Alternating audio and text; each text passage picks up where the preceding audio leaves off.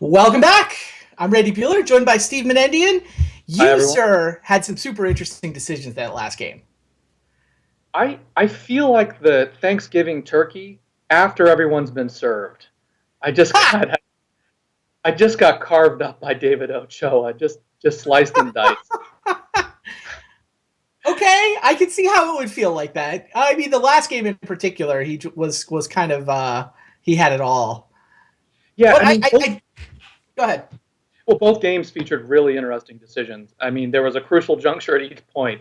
The first was, in the first game I had to decide whether to mystical tutor for Doomsday or mystical tutor for Right. Ancestral. And Yep. then Yep. once I decided Doomsday, I had to decide exactly what the Doomsday for. So Uh, walk me through that thought process from your point of view, because I thought both plays were reasonable. I mean, Luis and Eric were saying they thought Mystical for Ancestral, but I thought Doomsday was a legit option there. And so Definitely. what was your thinking in deciding to So go for the Doomsday? So I start with the assumption that I'm a huge dog game one, and my Right, that's what chances, I said in the chat. I'm yeah, like, yeah, bad matchup, gamble. It totally makes sense to yeah, me. yeah, and so I basically have to gamble on the assumption that after forcing, twice that I'll cleared out Yep. all the stuff that would prevent me from losing. Yep. But that doesn't mean I go for that Doomsday package. That still means you Doomsday. I mean, he Yep. didn't have any pressure, and he had Ancient Tomb is his mana acceleration, so it's just really difficult. Now, did you build a Decide. stack were you able to build a Doomsday stack that could play through anything? Like, is Sure, I Wasteland just lethal or Sphere or whatever? Well, the thing is, you can build a very slow stack. For example, just to take a hypothetical extreme to illustrate it, I could put 4 lands in that Laboratory Maniac in the stack, right? I mean, so then you work Sure. backwards from that extreme. How do you Yeah. balance? So I went the complete opposite direction because I felt, basically after forcing twice, look, every time you give him a turn, you're a deeper Yeah. dog, right? So I have to make an assumption that I've cleared out most of the resistance, and if he has something else, I'll be able to just win through like one thing, you know. So like if Do you he want to had know? just Do you want to what? know what actually happened? Have you heard? No. He had nothing. He top decked the sphere effect. Oh God. He had All actual right. nothing in his hand. He had like Arcbound Ravagers to summon, and you were going to kill him. And you were, I mean, it sounds like you built a stack to win the next turn. You couldn't necessarily win through resistance, but he had Right. no resistance when you went for the play, and then he Well, just plucked it off the top of the deck. I probably should have built it differently, but I didn't want to take 10 minutes building a doomsday pile there. So, I could have Fair. thought through again from the extreme of like 4 land and Lab Maniac to the hyper aggressive version. It's possible that I could have put, for example, like 2 lands in there, maybe 2 lands, Lotus Maniac and Ancestral. Gets me like it assumes that I'm not going to lose in 3 turns, and he doesn't have Yeah. a Tangle Wire. There's a lot. Just you have to make a lot of assumptions and then build stacks around Oh it. yeah, I know. I've played the deck a fair amount myself. I thought Wasteland was maybe the one card that it made sense to play around, just because he went Ancient Tomb Sphere, a second Ancient Tomb Golem, so you have no evidence that he's not holding a Wasteland. But I also think that the play of just YOLO go for it, which is essentially Yeah. what he did, it Well, damn near worked. He literally you made him top deck, and he did. the other thing is I could have played turn one preordain off an island and given him one more turn, and then done the same Mhm. thing if I could, if he didn't have another sphere effect that the next turn or after my second, if he had a third rather like a third thing. Right. Um, I liked your line. I the also thought sec- in game two, I thought your line was you had the really interesting like, should I? Do you thought about DT for Lotus for turn one Doomsday, right? Absolutely, I was very close to doing it, and I was just kept thinking, you know, that given the Force Gush Trigon Predator line, it just Yeah, seemed like my chances of resolving Trigon Predator are very high there. And even yeah, if that doesn't work, my deck is stuffed with Nature's Claims and Trigon Predators. So, you know, yeah. I think you were closer than you realized, especially in that game one. But we got a new match for you. The main event. It's Eric versus Luis. Let's get down to the action, guys. They are ready and waiting for us.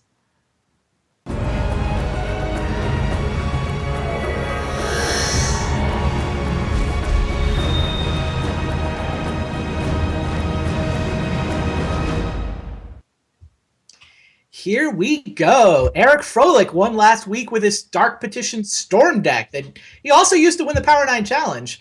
Luis Scott-Vargas showed up with Uba stacks and somehow managed to beat Dredge. We won't dwell on that too much. I'll think happier thoughts about this week. What what do you think of these draws? So who's on the play? Luis has won the die roll, which is huge here. He gets to lead with Sphere of Resistance. And unlike your Doomsday deck, Eric is not playing Force of Wills. He is on Duresses for disruption and sort of a more all-in version of the combo that Sphere is really going to punish. Yeah, Eric's game plan is pretty linear here. Resolve Hurkyl's Recall and then go off. He has the Hurkyls, just needs the mana to do it. At this point, he's sitting on just a single land, which is not terribly good for him. Nor does he have acceleration. Yeah, well, I mean, the Dark Ritual, but that obviously doesn't work into Sphere. So he's going to pay a mana and 2 life for Gitaxian Probe. He's going to see the Bazaar of Baghdad. Luis continues to draw the signature Bazaar. That's got to give you some pain. Oh, my goodness. Brutal. Trinisphere. Well, I guess Hurkyl's was going to cost 3 mana anyway, so... Yeah, now Eric is pretty close. I guess there's no pressure, but Eric is pretty far away from being able to do much. Oh, can Luis... How does Chalice, Trinisphere, Sphere all line up with Hurkyl's? Does he still work? Chalice 2 still counters it? Yeah, this is an interesting call. I mean, so the Chalice 2 will cut off further spheres, right? Whenever you stop his Hurkyl's, win. There's no way Eric can win without resolving Hurkyl's. Does he have a Chain of Vapor in his deck? Oh, I think he added one to the sideboard this week. I don't think it's in the main. Okay, well then Chalice... deck lists are public now. Chalice on 2 will beat that Hurkyl's Recall. I think Eric's Chain is in the sideboard. I don't know that he can get out of this now.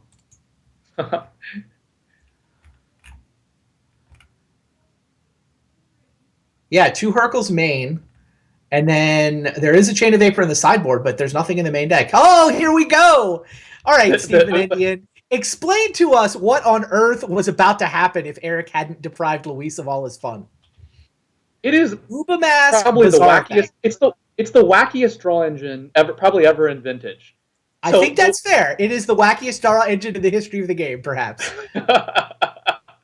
So first of all, you got to empty your hand. And then once you have, I forget what the technical term for that is. Once you have an empty hand, you just activate Bazaar of Baghdad every turn to get free draws. The drawback to Bazaar of Baghdad disappears, and you basically are drawing 3 cards a turn. 1 card from your draw step and 2 from the Bazaar of Baghdad, and they're exiled, and you can play them from the Uba masks. So they're no longer in your hand to discard. So Bazaar of Baghdad, reuse every turn. And just super card advantage. The Uba Mask all by itself is already bizarre. No pun intended. Uba Mask is basically saying you can't accumulate cards in hand. It's use it or lose it. Every turn, your draws get exiled and you have to play them right away. So it's got this sort of disruptive anti-card drawing aspect to it just as a card. And then, the combo with Bazaar of Baghdad is kind of insane. Yeah, with Hellbent, you're drawing 3 cards a turn. And then when you get the second Bazaar, then you're drawing 5, and there's no drawback. It's also just incredibly disruptive to your opponent, as you put. Like Ancestral Recall no longer puts cards in your hand. Brainstorm is even worse. Oh, God. Yep. All right, well, that was a quick game 1. We knew that Luis was pretty favored on the play with a Sphere effect. Now what happens, though? Eric gets to play first. His hand is loaded with acceleration, but there's no business. These are always the tricky draws with a Storm deck. It's like, if I draw anything, I can cast it, but I have to draw something. The kind of draw I'm always more tempted to keep on when I'm drawing rather than playing first. Yeah. Eric is on the exact same plan, just so folks know. He sideboards in 4 Ancient Tomb, and he goes up to 4 Hurkyl's Recall. So he's on the exact same plan, and there it is right there. He's on the exact same plan that I ran at the 3rd season of the Vintage Super League this summer. In my combo deck. And so it's a very linear plan, and it's, when it works, it works. Unfortunately, you can see... I agree with Eric's decision to mulligan there for what it's worth. Yeah. Unfortunately, please, go ahead. You can see one of the drawbacks of that is first of all, Ancient Tomb does not produce any colored mana. And also, Leyline of Sanctity here completely shuts off Hurkyl's Recall. So now Eric has to find the Chain of Vapor to bounce the Ley Line of the Sanctity. Those Hurkyl's Recalls are going to do nothing to Luis. What, Luis? You said you got carved up like a Thanksgiving turkey. Let's talk about what Luis has been doing to Eric. Pre-game Leyline of Sanctity to shut off Hurkyl's Recall. Oh, by the way, Eric can't win with a Tendrils of Agony through Leyline of Sanctity either. It's actually quite a good card. I had Leyline of Sanctity in the main deck of my Dredge deck this week, in part because I thought there would be Storm in the field, and they just can't win through a Leyline. Well, this is actually pretty remarkable. This Time Twister has put both players into interesting hands. Luis Scott-Vargas has tons of sphere effects here, including the arch nemesis Trinisphere. But Eric may be able to actually cast a Yawgmoth's Bargain in the near future. That costs more than 3 anyway. Right. It's pretty unaffected, at least in the short term, by Trinisphere. What's that Revoker on? The Mana Vault, I believe. Yeah, it turns off the Mana Vault. Well, I take that back. That might not be doing anything just yet. Well, he gets to drop a couple zeros. 0 mana artifacts. Tolarian Academy is going to be tapping for at least 3 next turn. Second black, yeah. I don't think he can play the bargain until next turn. Okay, so he played the probe. He sees what he's up against. He's getting ready for next turn. Some bargain action. It looks like.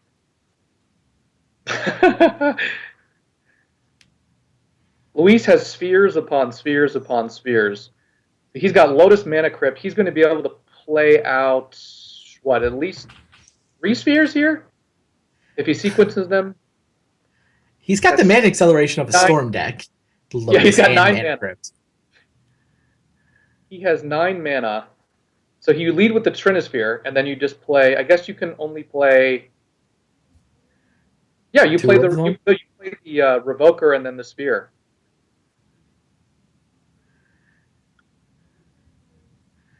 Interesting to see what he was going to name, the Petal or the Ruby. He named Petal. Not quite far enough ahead to name Abandon Hope for the second week in a row, but close. Yeah, he's pretty close. I mean, Eric is basically down to 2 relevant cards in his deck, right? The Leyline of Sanctity says either find your one of Chain of Vapor or kill me with Empty the Warren's Goblin tokens. You cannot do a Tendrils of Agony kill through Leyline of Sanctity. If there's a line, though, I'm sure Eric will find it. I'll give him that credit. And you know what? He's got a Spirit Guide to cheat a little bit of mana. He does have Demonic Tutor, so he can, in theory, bounce the Leyline, but then there's Trinisphere Sphere of Resistance to deal with. Yeah, what's interesting is he may want to get into a position where he can bargain for a bunch, chain his own bargain, and then chain the Leyline to finish it off, to get, I don't know, some cards that way. Sure. What we might also see here, I don't know if you can metamorph those Revokers and name a card, right? That works? I believe so. So one of those, I suspect one of those will ultimately name Abandon Hope. Yeah,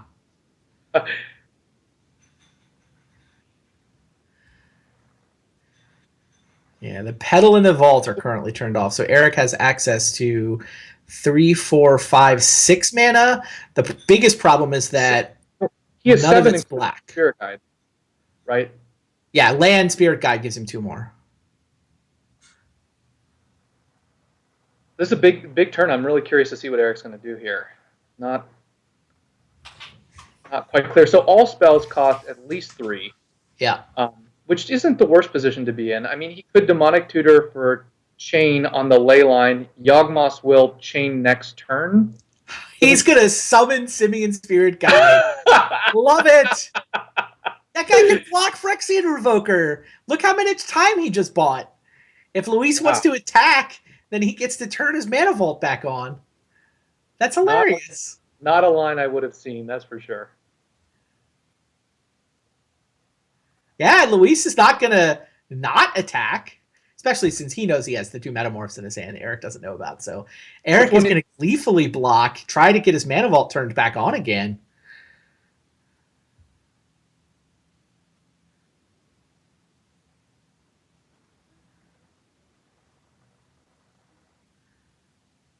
But there's more Revokers where that one came from. I assume this is Revoker. It could be Sphere.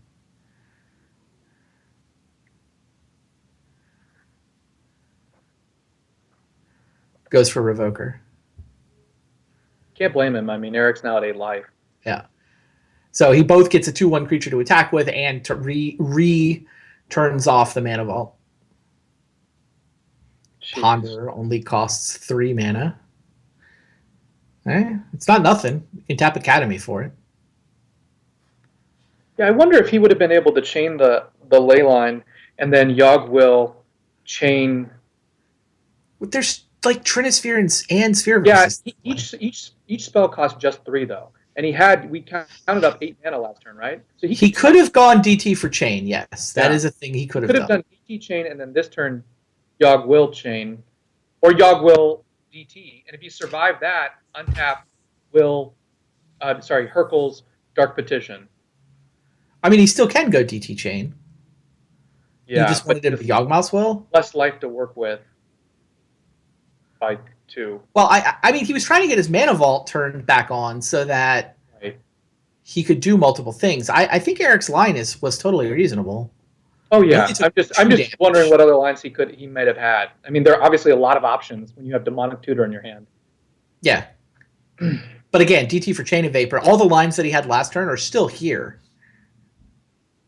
Well, the DT chain Yogg will DT line may be turned off because he dies in two attacks. If he did it last turn, he could have theoretically, assuming he was only going to be facing 4 damage a turn,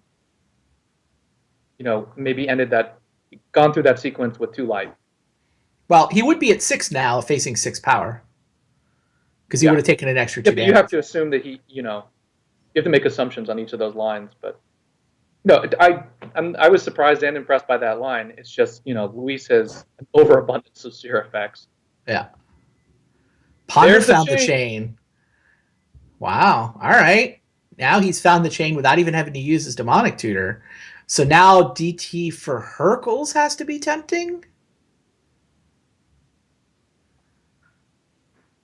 Right. If he can chain the Leyline, then Hurkyl's is allowed to target Luis Scott-Vargas. Yeah, I think he's regretting not tapping the Mox and leaving a blue floating when he pondered, right? He wasn't going to be able to Hurkyl's this turn. Yeah, it was only 5 minutes. Well, he could have tapped the... Yeah. If he had left 1 blue floating, then he could tap the Ancient Tomb and chain. Then he'd be at 2 right now.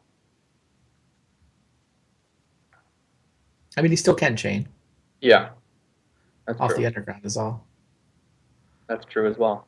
Lots of lines. Yeah, Trinisphere doing surprisingly little here, given that everything is now +2 anyway. Dueling Academy. And we may yet see Buried Ruin action at some point here. Ha. Only if Luis is really committed to getting to name Abandon Hope. Go get the Phyrexian Revoker. That's it. He's not actually that far ahead. Like I said, Eric, with Chain and DT in his hand, is kind of sort of close to stitching this together. I mean, I think he's short mana because the Revokers are shutting off so many of his artifacts. Yeah. But it's actually close. Now, does he have to tap the Mox here? Like, does he have to do it with the Metamorph on the stack? Yeah. He does. Yeah. If he wants it for mana. But I mean, his chain is just Underground Ancient Tomb, right?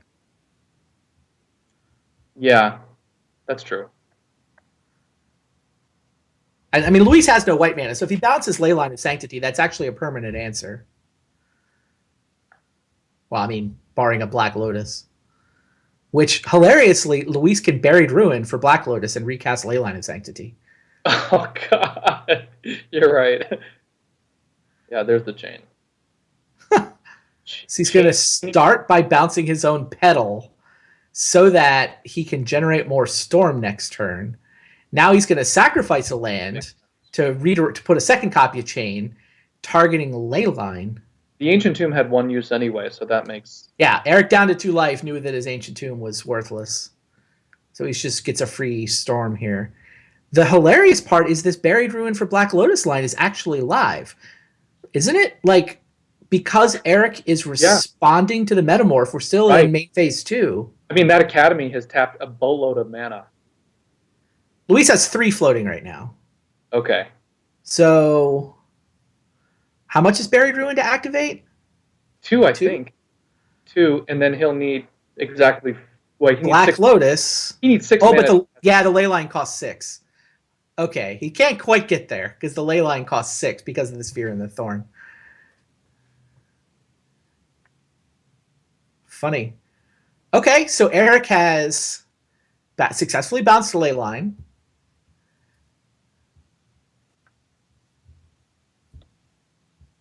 And Black Lotus costs 3 also, so we're not even particularly close. Just hilarious to think about.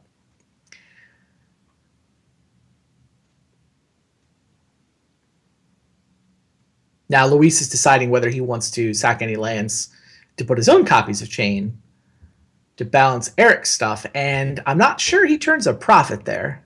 I think I would. So Why? I think I would do that because the Buried Ruin doesn't really have a lot of functionality at this point. I mean, so if you bounce, but you give him the ability to generate Storm. None of his artifacts tap for mana. There's Trinisphere, Sphere of Resistance, and Thorn in play. It's not like okay. You're shrinking the Academy. If he tries to sacrifice another land to bounce the Trinisphere, you just replay the Trinisphere. You've got plenty of mana in play, right? You have enough. The Trinisphere costs 5. Right. No. So you have enough. So plus Eric would have to sacrifice one of his lands to do it. So I would bounce. If I was Luis, I think I would bounce, which he did. Sacrifice the shop. I think it's pretty close. Because you do give Eric the ability to sack the land here. But yeah, I'm not at all claiming I think one of these is the correct play. I just think it's a reasonable play. I think I agree with you. I think because that Mox is going to cost so much to come back down again, in my head, I'm assuming Eric is going to pull off a DT for Hercules, but he can't now. Like, so much of his mana has been bounced that he doesn't have the ability to cast Demonic Tutor for the Hercules. And he's only got 1 turn to do it. So by making the Academy shrink, essentially bouncing that Mox just shrunk the Academy down so that it just doesn't tap for enough mana for Eric to go DT for Hercules. Right. Every one of those Moxen that's bounced is less mana with Academy. And if Eric wants to copy it, he's losing his land, which are a precious resource at that point. Luis Scott-Vargas, ladies and gentlemen. Shops are kicking butt here. Oh my God, you're right. Yeah, we should look at the matchups. Also, being on the left was really good this week. You wanted to be on the bottom of the screen. You wanted to be the person hosting and be on the left. Also, it helps if you had Mishra's Workshop in your deck. Don't lose sight of the fact, though, Bizarre Baghdad also went 2-0 this week. So it's not just Mishra's Workshop. It's also Bizarre. Luis being the crossover, a couple Bizarres for that Uberstacks combo. But yeah, here's the rundown. Webb, you said he carved you up like a Thanksgiving turkey. I think it was closer than you realized, but he did beat you 2-0. So Webb goes to 2-0. You fall to 0-2. Dredge broke the 0-12 streak. Tom Martell kind of misclicked through his turn, apparently. I didn't get to see the stream, obviously, but that's sort of what he sounds like after the fact. I'll take it. That's my stance on the misclick. I'll take it. I would have won game 3 anyway, right? Dredge has no problem winning this clutch games. So both Tom and I are 1-1, and Dredge, finally breaks the schneid after 11 losses in a row. Chris Pakula won with his shop stack, just managed to beat Energy Flux and Kataki in a sideboarded game against Kai. Did win the match 2-0, so Kai falls to 0-2 alongside you. Chris at even. Rich Shea is 2-0. Sylvan Mentor got there in some pretty interesting, intricate, interactive games against Bob Maher. In the final match, Luis Scott-Vargas gets to 2-0. Eric falls to 1-1. I kind of thought Luis would just have the edge there on matchups. Yeah, and his technology of Leyline of Sanctity just trumps the Hercules plan. Yeah. I thought Rich Shea's match today was one of the most interesting we've ever seen in the Vintage Super League. I mean, that third game, I think, exemplifies what is so great about Vintage. There are so many lines of play. There were so many options. The situations were very unique. I mean, how many times had either one of those players, in the blue mirror, faced a game state with a Trinisphere in play, negotiated it? Right. The advantage went back and forth. I mean, you can't even look at that game and decide, what necessarily the correct line is, but you just have to enjoy the full spectrum of options and how skill intensive it was and how amazingly well played it was. I think on both sides to a large extent. And to me, Sensei's Divining Top with Trinisphere in play, that seems like you're going to win that long game, right? That was Bob's plan. Yeah. just so many different and high stakes decision making at every point, like committing to one line. That game epitomizes what vintage is about, what vintage is capable of. The kinds of you totally nonlinear options that you don't really see in other formats, and one branch leading to another branch, opening up new lines. It was just great from the dig through time, paying extra, with the Trinisphere in play, to the Jace action. It was just awesome. Preaching to the choir here. I'm on board. That was fun magic. Absolutely true. Well, I think that's going to do it for week 2 of the Vintage Super League. We do want to give our thanks to our sponsors. Puka Trade has done a great job helping us out this year. Wormwood Gaming, if you've seen the code, use the code Vintage Super League on their website. You can get discounts shipping on those just gorgeous deck boxes. Try to get some more of those for you guys to look at after the break. We are off next week, so we're taking off the week between Christmas and New Year's, but we'll be right back again January, whatever that works out to be. I think it's the 5th, first Tuesday. Everybody's back at work or school or whatever. We will be back as well with the 3rd week with these new deck lists. Then we get to start wondering, okay, what happens now? Like, do we have a read on the VSL metagame yet? It's pretty shops heavy. What does that mean? Where do you go to beat the shops decks? Doesn't that make Dredge tempting? I don't know. That was my thinking coming into this week, but yeah, there's lots of. There could be a backlash to the shops. We'll see if there is, but we'll see. I can't believe we're going to see you in 2016.